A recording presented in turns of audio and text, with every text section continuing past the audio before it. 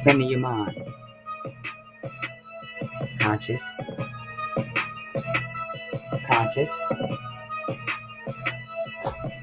If I had so wish to expand your mind, I said, wake the fuck up, leave them shackles behind. It's the age of Aquarius and conscious of Bobby. You stepped in the matrix, you're too far behind.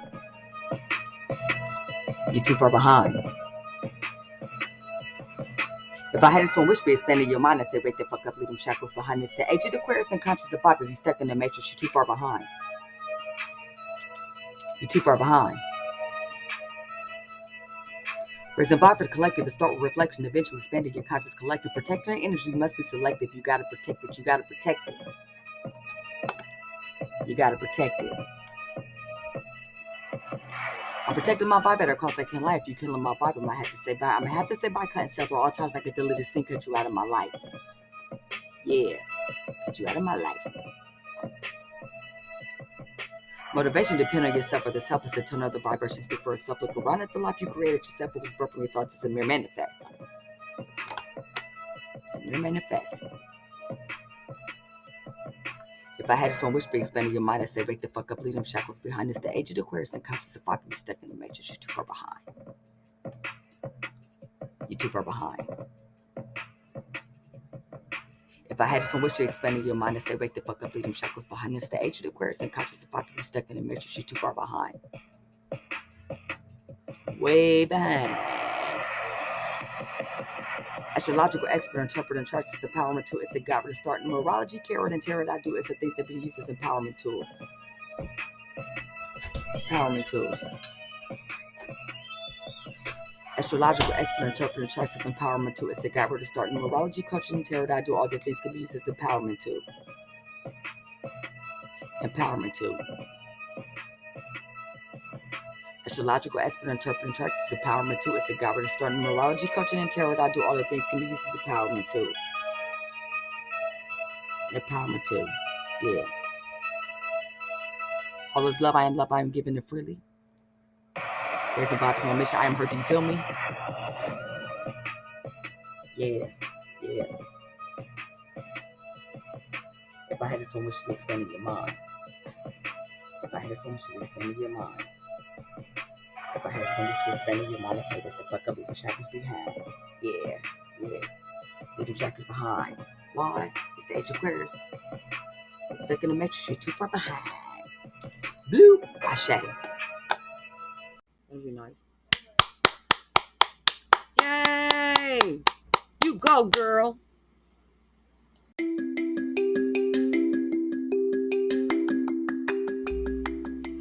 Welcome to the Creepily Accurate Astrology and Friends podcast. I am your host and astrologist extraordinaire, numerologist, and tarot reader, Crystal.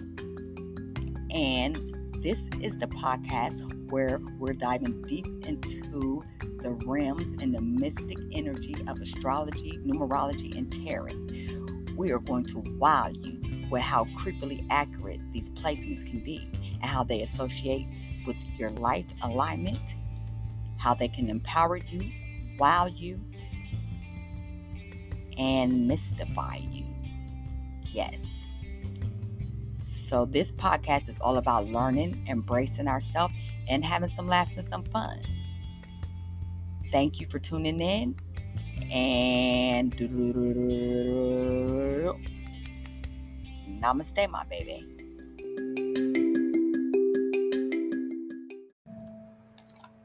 Namaste, my baby. You already know what it is. Positive vibes. That's me. Sending it your way. I hope you feel that. That's right. Like usual, I am setting intention to raise vibrations collectively for myself and definitely for my listeners. Thank you for tuning in. And dear listeners, I want to welcome you back to the Creepily Accurate Astrology and Friends podcast. And I am your host, Crystal. I'm an astrologist, numerologist, tarot reader, life coach, spiritual coach, and a proud owner of Creations by Us. Yes, where I design, make, and create my own jewelry and accessories and cosmetics. Go check me out. Go check out them positive vibes only bracelets. That's right. We'll get into more of that later. Later, guys. For right now, I riddle me this. Okay. What is harmony, balance, indecisive, diplomatic, and fair? I know. All right, everybody. Okay, put your hands down. I'm calling you right there in the blue shirt. Thank you. Okay, I know. Ooh, it's those Libras. You are correct. Hello, my Libras. I have to apologize for my delay. I'm a little late recording this. I am late, but I'm here. And I will not forget about you. I cannot forget about the beautiful harmony that the Libras bring to the zodiac circle. Right. If I had a studio and I had some backup dancers and singers, they would be clapping right now and performing for that nice intro I just did. Okay? All right. Booyah. So, what are we going to discuss today? We are going to talk about, like usual, the mythology behind the Libra sign, the sun, the moon, and the rising, the difference between Libra being your sun, your moon, or your rising sign. We're going to talk about the decans of Libras, and we are going to talk about Libra through the 12 houses of your natal chart. And if I'm feeling up to it, we might talk about some celebrities who are Libras, who have strong Libra energy. But that's the episode for today.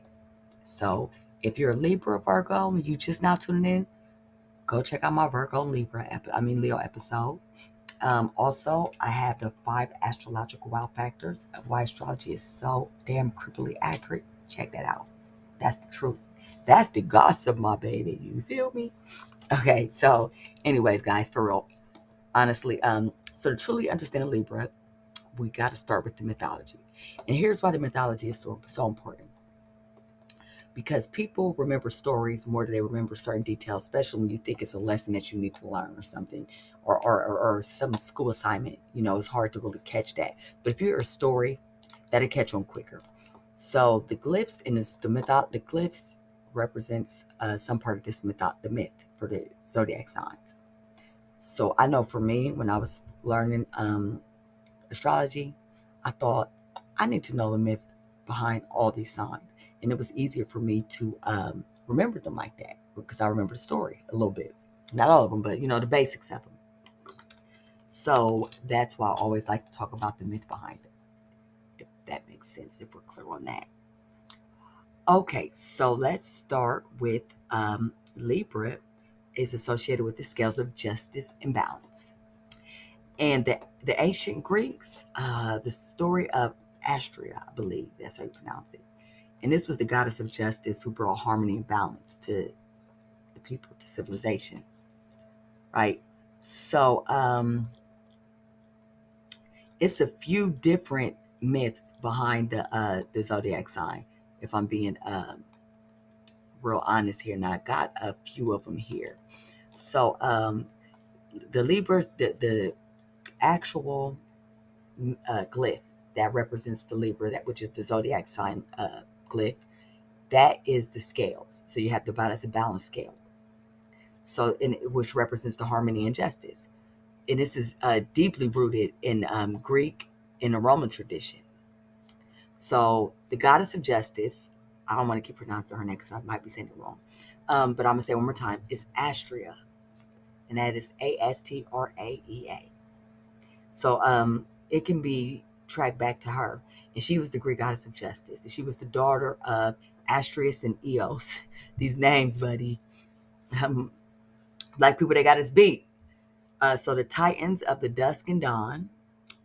They were the Titans of Dusk and Dawn. And she was often depicted carrying a set of scales, she was carefully weighing out the evidence she was carefully weighing out evidence in injustice, like the pursuit of the balance in all things, basically. Okay, so she was symbolizing the careful weighing of evidence in the pursuit of balance in all things. If that makes sense. Okay, so then you got the golden age, right? So this was a time when humans lived in harmony and abundance, and humanity's behavior had declined. So Astrid was she departed to the heavens because she liked the harmony and peace and the balance. And when it became uh, uh, uh, disruptive, she was like, "Hey, look, I got to go." So she left to the heavens, and she just became the constellation of Virgo, which is located just before the Libra zodiac. Why it becomes the Libra instead of Virgo? Don't ask me. You got to ask the myth, the people who's in the myth. You got to ask Austria and him. I don't know. So also the Romans associated the Roman connection. So the Romans was associated with Libra with the goddess of Lestita. Lestita, that's the lady of justice. So she was typically depicted with scales and blindfold, and she symbolized it impartial justice. And the concept of impartiality and fairness is deeply ingrained in the essence of Libra too. So the glyph represents the setting of day and night, and it highlights the balance between day and night.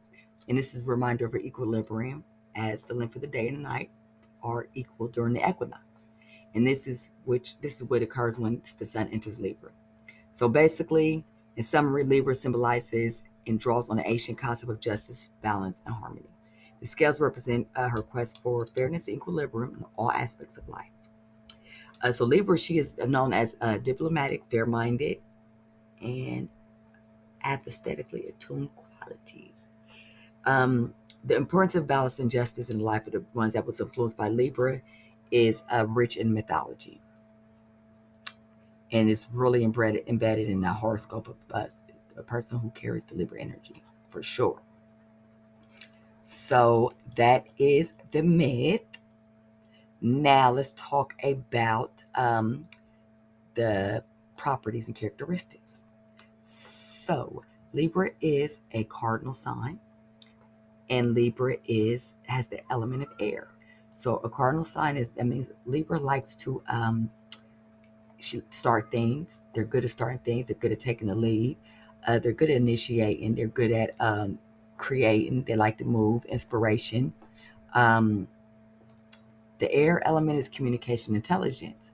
So they're good at initiating and speaking through communications. And they speak on a diplomatic level. They're diplomatic. They're fair, they're balanced. They speak for the people. They're fair. They can see both sides of the coins. So that is the gist of there being a cardinal in air. Libra is ruled by Venus, which is the planet of love, romance, values. We value our aesthetics, beauty, things of that nature. What we indulge in. It also business, creativity, our money, a lot of that stuff. That's what Venus represents. Venus rules Libra. Libra rules in your natal chart. Libra rules the seventh house, which is the house of relationships. That is one of the most important points in our chart, the descendant point. So this is whatever sign is in this house is the relationship that the people or the person, partners, business, spouse, whoever, that is the characteristics that we look for in our partner. And that is the characteristics that we also we don't have and we need to acquire in order to have an equilibrium and balance. That's with any sign. We're talking about the seventh sign in Libra. So Libra is harmony. Libra just wants relationships. So wherever Libra really is in the chart, Libra is initiating some type of relationship through whatever house she's in. That's the gist of that. And not only does Libra initiate relationships, it also strives to create balance and harmony wherever it is in your chart. So it's relationships and balance and harmony. And let's talk about the decans. Now, if you've been following me, you know what the decans is. Maybe you already do, maybe you don't. But have you ever met different Libras? I mean, they're Libra and you want to believe in the zodiac and you're like, hold up, but this Libra is completely different from this Libra. It could be a lot of different things. It could be the moon. It could be, but we ain't talking about that. We're going to talk about the decans. So the decans separate the additional energy that is intertwined with the actual Libra sign. So you have Libra has 30 days. Every sign has 30 days, and then you break it down to 10 days. So each decanate is 10 degrees because it's every zodiac sign is 30 degrees in the natal chart. So the first 10 degrees is ruled by Venus because Venus is ruled by Libra. So a person that's born between the first 10 days of the decadence is the days, the first 10 days of the Libra energy, the Libra when the Libra's coming in, will be ruled by Venus. And they will have the qualities of Venus, like grace, charm, strong desire for harmony and partnership, and they'll be very sociable and have a natural knack for creating balance and beauty in their surroundings. Now, the second decan will be between the 10th and the 10 and 20 days. And the reason why I'm saying the first into the 10th and the 10th, because sometimes, they fall on different days, like, and I'm not doing it. It's just the 10 days in 10 increments. So the next 10 days, Libra is ruled by Uranus. So that basically you got Venus and Uranus with this energy of the Libra. And this is a combination of eccentricity, innovation. It also gives them a unique approach to relationships, and they have a strong desire for freedom and harmony. And they're often drawn to unconventional, like creative pursuits. The third decan is ruled by Mercury and Venus. And this combination emphasizes communication and mental agility. So they'll be excellent communicators and a strong intellectual approach to a matter of partnerships and balance. And they often are very, very, very skilled in negotiating and diplomacy.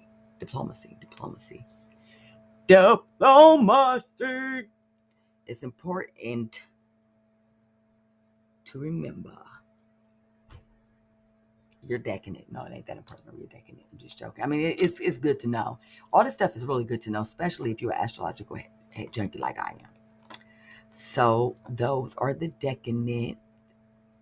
And what else should we know? Oh, the sun, the moon, and the rising. So if you're very new to natal astrology, then you probably wouldn't know this. Maybe you do, maybe you don't. Who knows? If you're just listening, maybe you know, maybe you could be an ex-professional. I don't know. This is for everybody. So you have your natal chart, 12 houses in your natal chart, and the 12 houses in your natal chart represents the different areas of your life, and that's how to look. Just look up in the sky. Just think of it as this big box of pizza, 12 slices. Each slice represents a part of your life. That's how the sky looks. That's how you want to picture it. However, the sun was in Libra. If you're a Libra, the sun was in Libra at the time you were born, which makes you a Libra, right? And it could have been in any house. Whatever house it's in, it makes that's the house that you shine in. But you would have to know your birth information for that. Look up your natal chart. Your moon was also in the sign. In one of them zodiac signs. It does not necessarily have to be Libra. It could be any sign. Like for me, I am a Leo sun and a Sagittarius moon and a Leo rising. So not only was your moon in the sign, up on the east side of the horizon, there was a sign rising above the sky, above your head, and that's the sky. I mean, that's the sign that is called the rising sign. This is the energy that's rising up in you. This is what you present, how you present yourself to the world. So simplify it. If Libra is your sun, it's your personality, it's your identity, your ego. If Libra is in your moon, it is your emotions, how you emotionally connect to things, your habits, how you where you feel the safest at. This is the real you that nobody sees, only people closest to you. And then you have your rising. Your rising is the mask that you put onto the world. It is how you appear to people and how you present yourself to people and how you want to present yourself to people. So those is the difference. So if you have a Libra sun, a Libra sun is going to be very into relationships will be very important to this person. They're very neutral, very non-confrontational. They don't like confrontation. They're indecisive, but they're very political, diplomatic, and they understand both sides. They may not pick a side, but they understand both sides, and they're very non-confrontational to the point where it could cost them a relationship. Like they'll put a person's feelings in their friends before their relationship just because they don't want to rock the boat. They hate rocking the boat. So not only have I been studying astrology for a very long time, which is why but I know some Libras. I know a Libra sun, very close to very close. My brother-in-law. I have a Libra moon, my sister, they're together, and I have another Libra rising. That's my son. So I can identify with each of the different qualities as well. Libra personality, they come off as fake sometimes. And it's not that they're fake. They come off like that, but they're not fake. They just avoiding confrontation. So they would even agree with you when they don't agree, but they don't agree with you. And they'll keep it in that way till they turn around to the next. I mean, that was stupid what they said. All because they don't want to rock the boat. They don't want to make nobody, they don't want to piss nobody off. You know what I mean? Because they value relationships as well. Relationships is important to them. Let's see. And back from that small break. And during my break, I just did a quick overview of the episode. And I just want to address the elephant in the room. Okay. I realized that I say so many times that I just almost got frustrated with myself and said, girl, say it one more time. Like I was talking to me. So I'm just letting you know that I'm aware of that and I'm working on it. But what I could not bring myself to do is record this episode. Right? I'm human, I'm flawed. What I will say is we can make a bet each episode. Well, we'll try. We'll start with this first episode. Starting from now to the end of this. I'm going to count how many times I say because I'm not aware of this. And for each time I say it'll be a free giveaway of some sort. And at this point, I'm thinking a free report, which is very, very, it's very valuable and very time consuming. I love them though. So it'll either be jewelry, cosmetics, reports. And I think it's fair to say it now before I get into that though. So this is what I'm going to do. I'm working through the numerology, right? And I'm going to put on my website soon the name reports, just your first name. And then we'll be doing the 5 core report. But then we ain't start yet. And I will give a free name report for each time I say And we will definitely the details. Go over the details towards the end. I'm not going to count until after the whole episode is over, but that's what it will be. All right? Bet. Okay, so let's finish up the Libra, my undecisive friends, my babies. So start in 5, 4, 3, 2, 1. Countdown. Count how many times I say it. Ready? Let's roll. Okay, so Libra, we were already discussing, so we just discussed the decadence, the myth, the sun, moon, rising, the characteristics, the elements, the modality, and now we're going to talk about Libra through the houses. But before we talk about that, let's talk about the part that Libra plays in my life, in my chart. In my natal chart, Libra is on the third house cusp. In my house of communications, siblings, short travels, education, the way I deal with people on a daily basis, my thought process. I just heard that one. So, wow. I understand what it is in my chart. I have Scorpio there as well. When it comes to my siblings, I am so there. I see both sides of the story.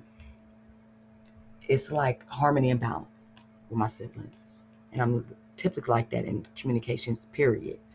I can see the balance. I can see how I will do anything to avoid confrontation with my siblings. Now, somebody else, I can't comment. No, I'm just kidding. I'm very indecisive. when it comes to stuff like learning. I will dig, dig, dig, dig, dig, dig, dig, dig, dig. I will dig forever. And I have no clue as to what information I should keep or not. I cannot make that decision. So I end up keeping it all. It's just, Libra plays out in my life very well. And Venus is in my first house. So it's like I am fairly balanced communicating. And when it comes to myself, I love it. No, I'm just joking. Okay, we ain't gonna go on to the whole aspects. I just want to tell you what Libra is in my chart. Third house, communications, where I'm diplomatic, fair, undecisive, very undecisive. And I do initiate relationships through communication. Communications is very important to me. Ma'am.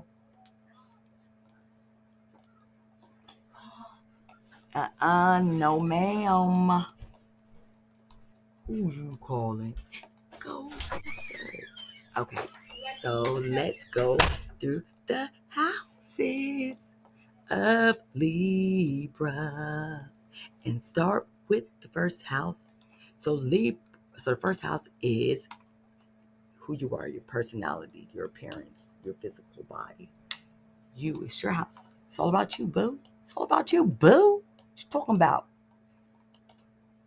I mean, Libra said it's about other people, but I'm saying it's about you.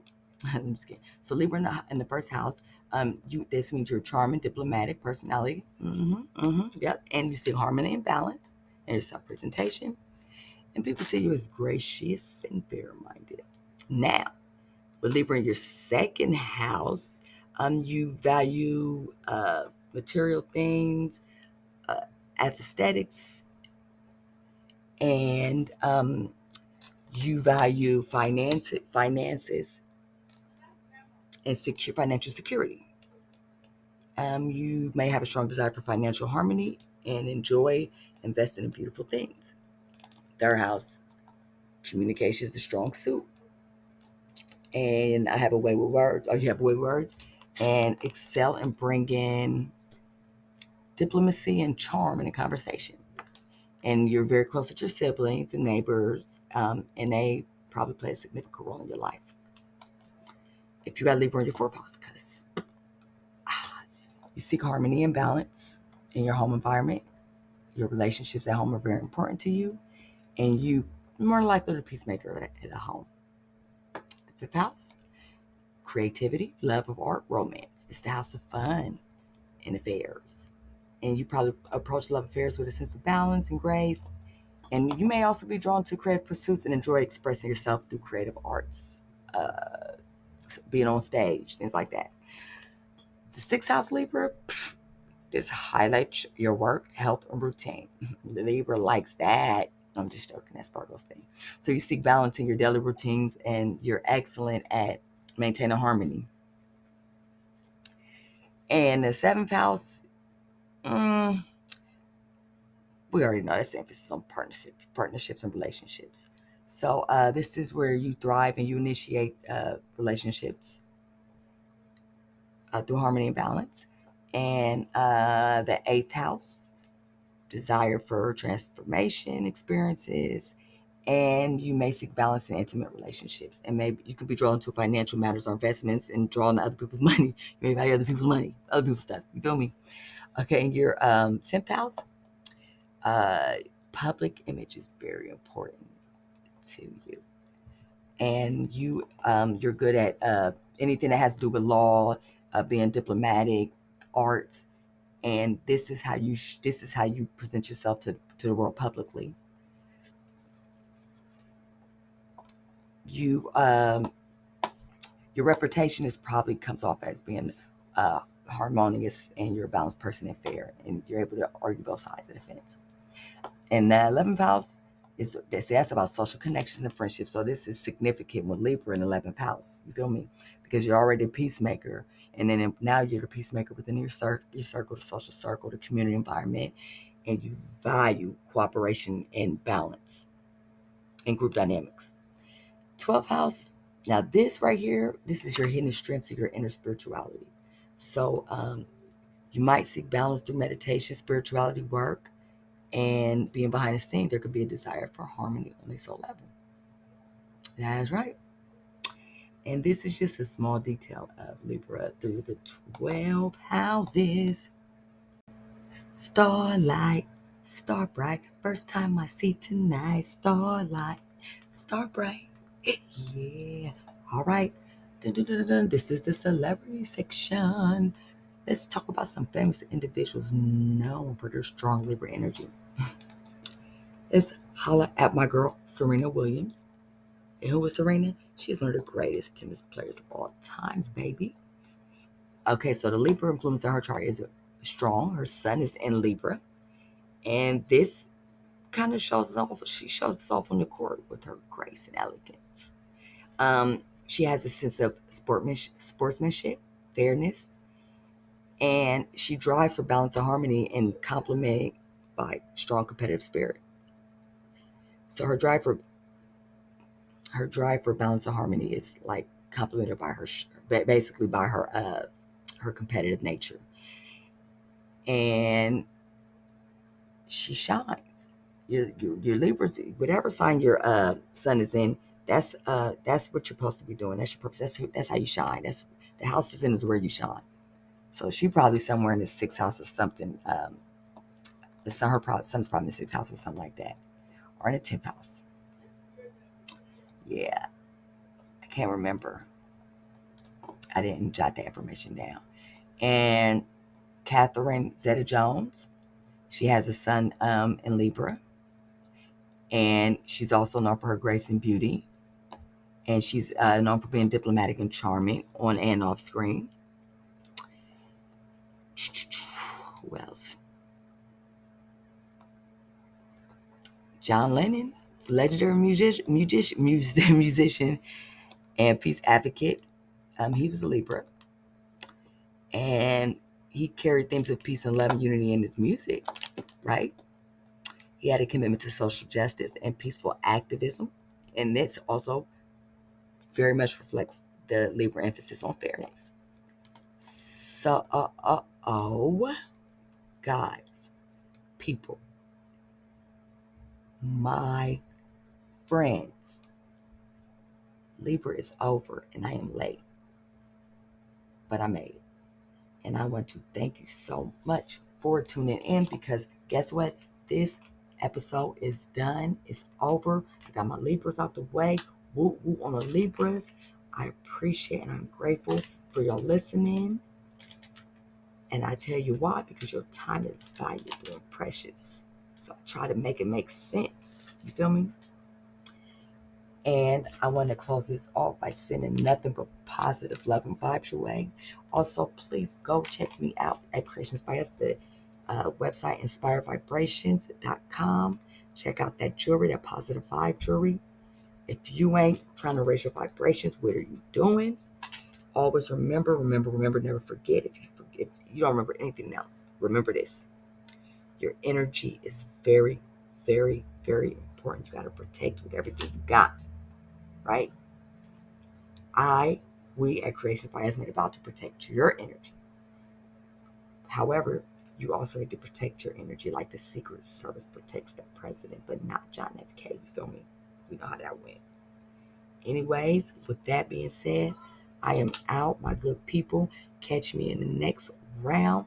I will count how many times I said the last part of the episode.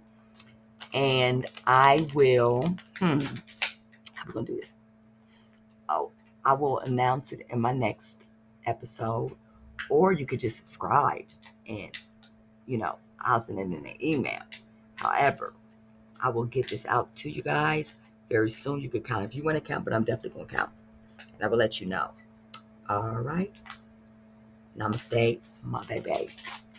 Ashe.